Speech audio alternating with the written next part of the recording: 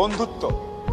এমন কিছু বন্ধু থাকা লাগবে, রাত 2টার সময় মইরা গেছেন, বাইরে বৃষ্টি হচ্ছে, আপনার খবর পাওয়ার পরে সে ওখান থেকে ছুটে চলে আসবে। আর বাকি বন্ধু যাদেরকে বন্ধু মনে করতেছেন, সে ভাববে মইরেই তো গেছে, এখন তো বৃষ্টি হচ্ছে, গিয়া কি হবে, কালকে সকালে যাব।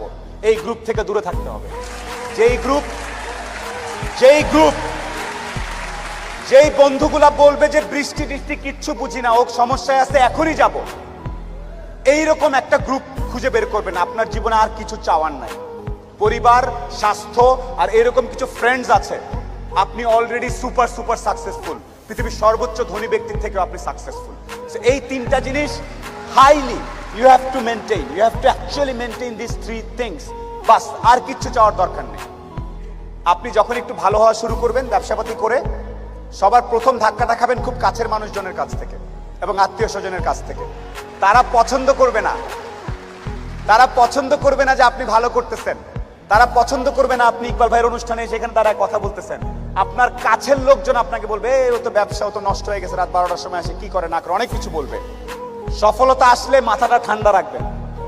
আত্মীয় স্বজন কে কি বলেছে এত টেনশন নেওয়ার কিছু নেই। আপনি যদি সৎ হন, আপনার ব্যবসা যদি ঠিক থাকে, আপনি আপনার মতো করে কাজ করবেন।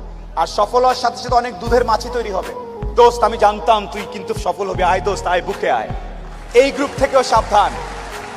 ট্রাস্ট মি, পই করে হিসাব রাখতে হবে যে আপনার দুঃসময়ে কে ছিল না।